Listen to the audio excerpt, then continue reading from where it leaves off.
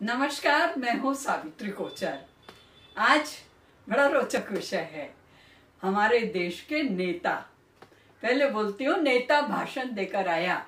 नेता भाषण देकर आया, आकर नौकर पर चिल्लाया, मैं आया हूँ थका थकाया, पैर दबाओ राम लुभाया। राम लुभाया बोला, मालिक एक जरूरी बात बता दूं, भाषण से तो गला थका है, आप कहें तो गला दबा दूं, आप कहें तो गला दबा दूं। हमारे नेता हमारे देश के रचिता, हमारे देश के रक्षक, जिनके बताए रास्ते पर हम चलते, लेकिन वहां भी हास्य पैदा हो जाता है। हम लोग एक कार्यक्रम करने के लिए पटना गए थे। पटना आप जानते, बिहार की राजधानी। वहां सुबह सुबह पहुंच गए तो वहां के एक नेताजी को मैंने फोन किया, सर यदि आज आप फ्री हैं तो हमारे कार्यक्रम में आइए, हमें अच्छा लगेगा। तो उन्होंने कहा तो जाऊंगा, लेकिन मुझे करना क्या होगा? मैंने कहा सर कुछ नहीं करना है, आप तो बस आइए, हम आपको फूल देंगे, आपका स्वागत करेंगे। तो बोले फूल देंगे, बहुत बुरा लगेगा। मैंने कहा नहीं सर, फूल तो हर मेहमान को दिया जाता है। तो बोले अच्छा ऐसी परंपरा है क्या? तो ऐसा करना, फूल मत देना, चाहे तो क्वार्टर दे देना, चाहे तो क्वार्टर दे देना। खैर वो आए, मंच पर बैठे, मैं बुके लेकर गई, मैंने उन्हें फूल दिया। मैंने कहा सर आपको क्या फूल दें, आप तो खुद ही एक फूल हैं। अच्छा, मैंने हिंदी में कहा, वो अंग्रेजी में समझ गए। आप समझ गए तो समझ गए, मेरे ऊपर भड़क गए, बोले जी आप लोग मेहमानों को बुलाते उतना मान करते हैं। तो मैंने बात को संभाला, मैंने कहा नहीं सर, मैंने आपको हिंदी का ही फूल कहा था। तो उन्होंने भी बात को संभाला। देखिए नेताओं का सेंस ऑफ ह्यूमर कितना तगड़ा होता है। उन्होंने भी बात को संभाला। मैंने कहा मैंने आपको हिंदी का ही फूल कहा था।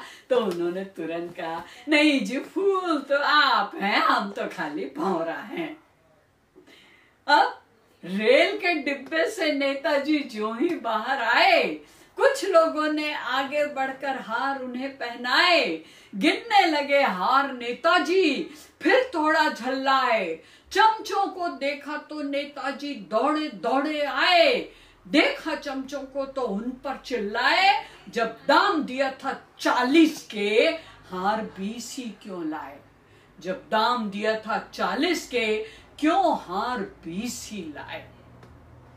एक नेताजी ने पुल का उद्घाटन किया और नारियल फोड़ा उस पर।